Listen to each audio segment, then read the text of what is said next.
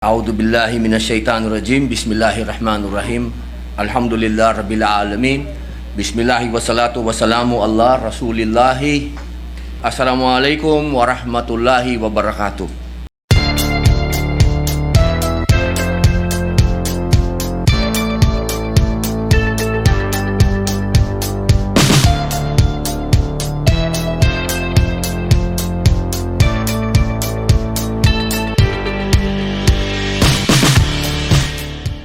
Hi, Percy here of Percy Dios. Yes, kaya ang pag-usapan po natin ay si Robin Padilla. Marami po kasing nagtatanong, ano bang magagawa ni Robin Padilla na isang artista sa Senado? Meron kaya siyang alam tungkol sa kasaysayan ng Pilipinas? Kaya, eto tunghayan natin ang kanyang unang privilege speech. Pakinggan natin at mamangha sa mga sasabihin ni Robin Padilla or ni Abdulaziz. Senator Robin Padilla. Assalamualaikum warahmatullahi wabarakatuh.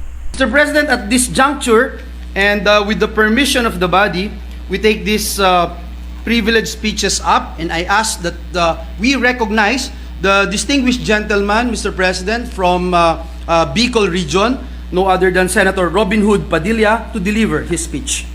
Our distinguished colleague from Bicol and the Republic of the Philippines, ang ating kapatid, si Senator Robin Hood Padilla, is recognized.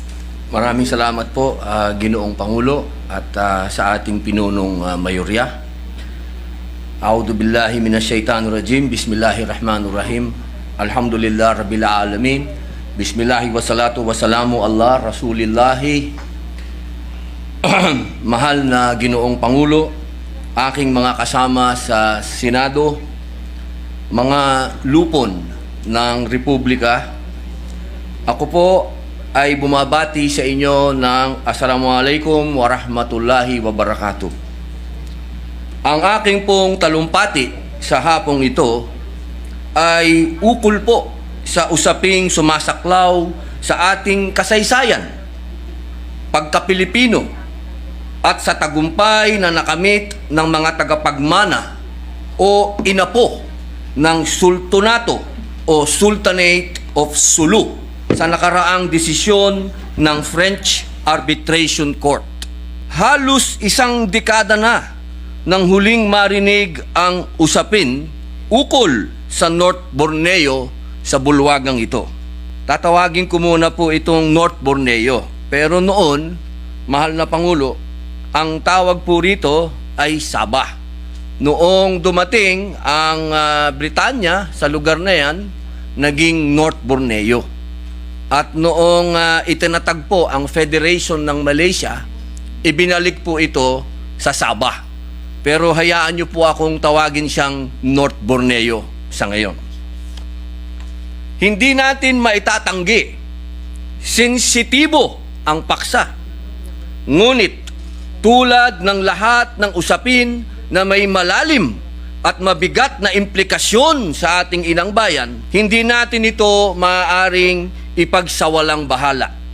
Hindi tayo maaaring manahimik na lamang. Ginoong mahal na Pangulo, hindi layon ng talumpating ito na bigyang kasagutan ang lahat ng may kinalaman sa usapin sa alitan sa North Borneo. Sa halip, sisikapin nating ipakita ang konteksto at mga kaganapan na bubuhay sa diskursong ito.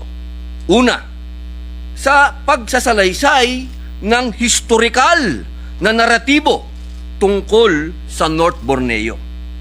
Ikalawa, paglalatag ng naging hangtungan ng desisyon ng arbitrasyon sa Tribunal Superior de Justica de Madrid at maging ng French Arbitration Court sa 8 taong legal na pakikipagtunggali ng mga tagapagmana ng Sultanato sa North Borneo.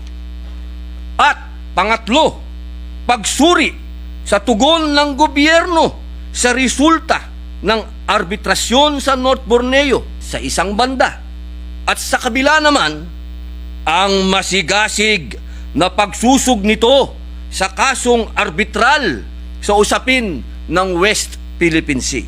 Bilang pangbuod, nais nating himayin ang mga aksyong maaaring ihatag sa Senado patungkol sa usaping nabanggit.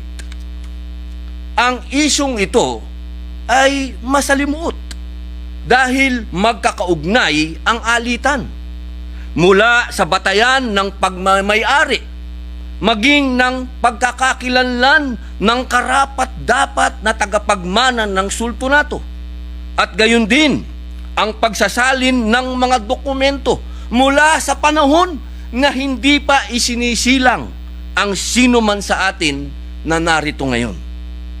Tayo po ay magbabalik tanaw sa kasaysayan.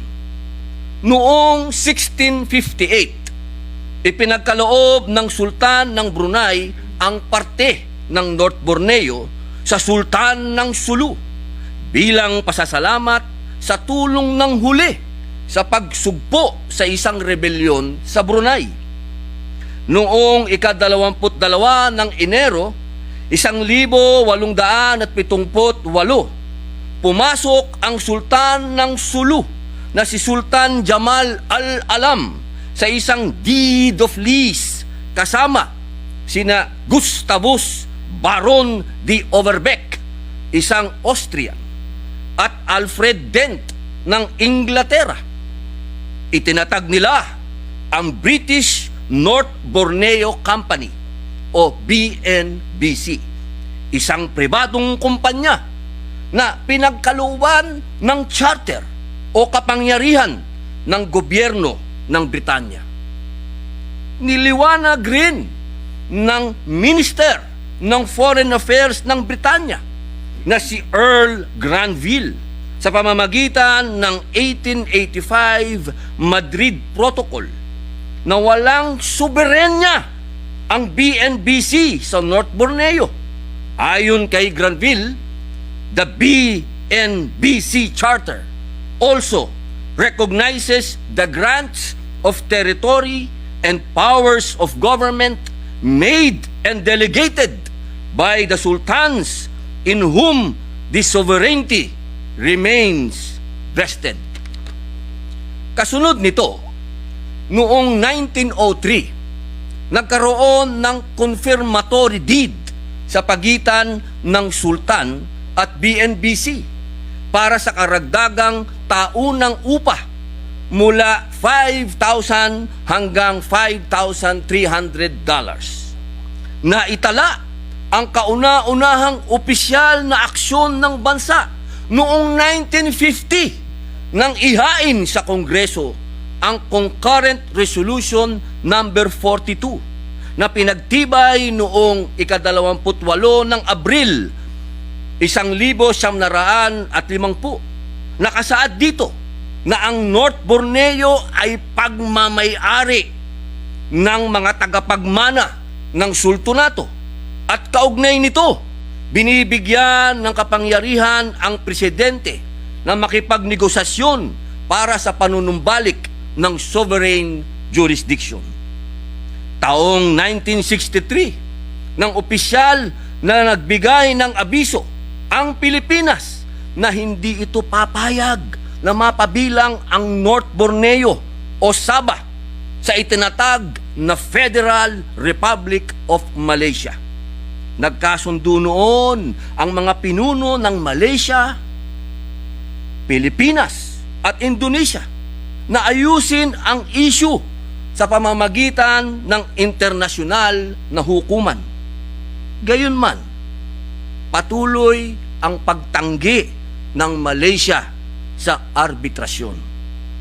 Sa kabila nito, sa ilalim ng pamunuan ng dating Pangulong Ferdinand Marcos, pinagtibay ng Republic Act number 5446 noong 1968, isinasaad nito na ang North Borneo na ngayon ay Sabah ay kinikilalang teritoryo ng Pilipinas.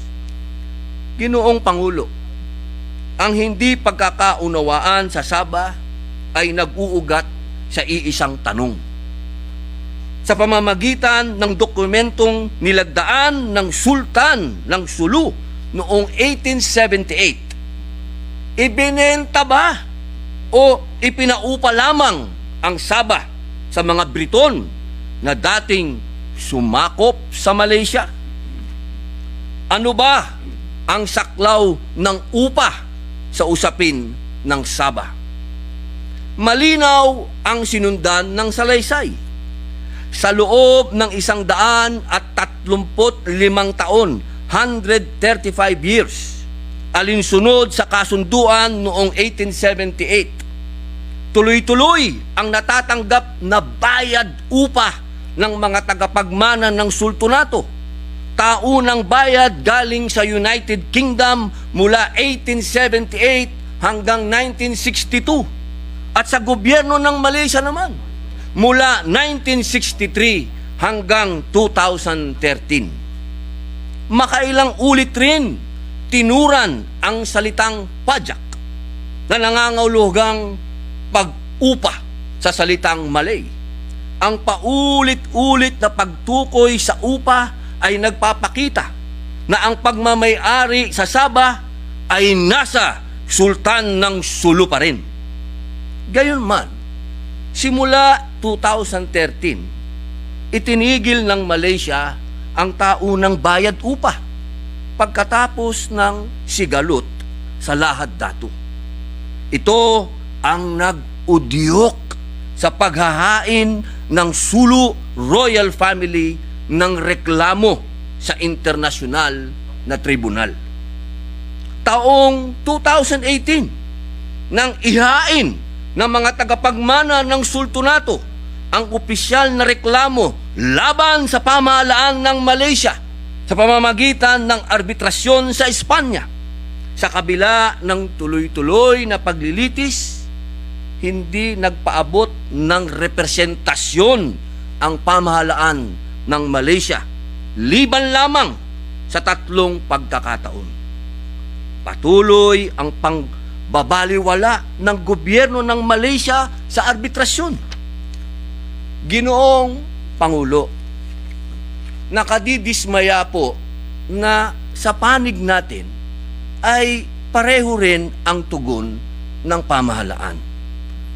Hindi ba napakalaking kapabayaan na hinahayaan nating umasa na lamang ang sultanato sa tulong ng pribadong organisasyon para tustusan ang lehitimong laban?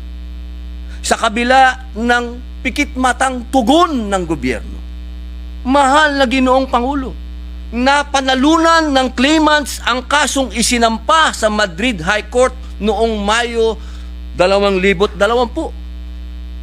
Pinagtibay rin ng French Arbitration Court ang desisyon at kaakibat nito, inatasan ang Malaysia na magbayad na may kabuuang $14.9 billion sa mga tagapagmana ng sultanato. Mahal na Ginoong Pangulo, ano ba ang buod ng desisyon ng arbitral tribunal at implikasyon nito?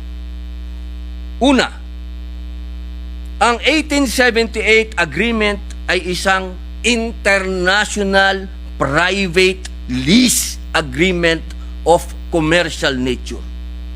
Pangalawa, nilabag ng Malaysian government ang 1878 agreement sa hindi nito pagbabayad ng upa. Pangatlo, tinatapos na ang kasunduan simula noong ika-1 ng Enero 2013. Sa desisyong ito, bukod sa iba pa, pinagbabayad rin ang Malaysia ng halagang $14.92 billion para sa pinaupahang teritoryo. Ginoong Pangulo, mahalaga ang desisyon ng arbitral tribunal. Binibigyan po nito ng internasyonal na legal na pagkilala ang tunay na layunin ng mga partidong lumagda sa kasunduan sa Sabah mahigit isang siglo na ang nakaraan. Bilang mga Pilipino, karapat-dapat na tulungan ng buong kapangyarihan ng ating pamahalaan ang mga tagapagmana ng sultanato ng Sulu. Katulad ng pagtulong nito sa kahit sinong mamamayan sa loob at labas ng bansa. Ang pagtulong ng pamahalaan sa kanyang mamamayan ay mandato ng Estado. Hindi ito dapat pagmulan ng anumang tensyon sa relasyon ng Pilipinas at Malaysia. Isipin po natin, mahal na Pangulo, kung malaki ang kapakinabangan ng bansa mula sa desisyong ito, kabilang na ang buwis na bubuhos mula sa parangal sa mga claimants. Bakit po tila napakatahimik natin? Bakit po parang wala pong tumutulong sa kanila? Ginoong Pangulo, tayo po ay nasa gitna pa rin ng pandemya. Patuloy ang pagtaas ng presyo ng mga bilihin. Lumolobo ang trilyong halagang utang ng bansa. Lahat ng mapagkukunan ng halagang pangtustos sa serbisyo publiko ay malaking ambag para sa bawat Pilipino. Kung atin pong babalikan, sariwa pa sa atin ang makasaysayang desisyon ng Hague Permanent Court of Arbitration noong 2016 ukol sa West Philippine Sea. Binuhusan ng pansin at panahon ang usaping ito na nagbunga ng monumental na desisyon para sa kapakinabangan ng bansa. Kung kinaya nating maglunsad ng makasaysayang pagkilos sa katulad na national agenda, bakit tila po salat sa pansin ang Sabah? Sa nagdaang State of the Nation address ng ating pinakamamahal na Pangulong Bongbong Marcos, kanyang tinuran, I will not preside over any process that will abandon even 1 square inch of the territory of the Republic of the Philippines to any foreign power. Hangad po natin na ang makabuluhang pahayag ng ating Pangulo ng Republika ay sumasaklaw sa usapin sa Sabah. Isa puso at isip po natin bilang Pilipino at iisang bansa, isang tagumpay ang panalo sa internasyonal na hukuman ng mga tagapagmana ng sultanato para sa kanilang karapatan sa Sabah. Bilang pagtatapos, hayaan niyo po ako uling ibahagi ang pahayag ng ating pinakamamahal na Pangulong Ferdinand Bongbong Marcos noong 2013 bilang isang mambabatas. We have historical claim over Sabah, and that's a fact. The Sultan of Sulu and his people are Filipino citizens, and by virtue of that fact, they deserve protection from the government of the Philippines. Maraming salamat po, Ginoong Pangulo. Maraming salamat, mga kasama.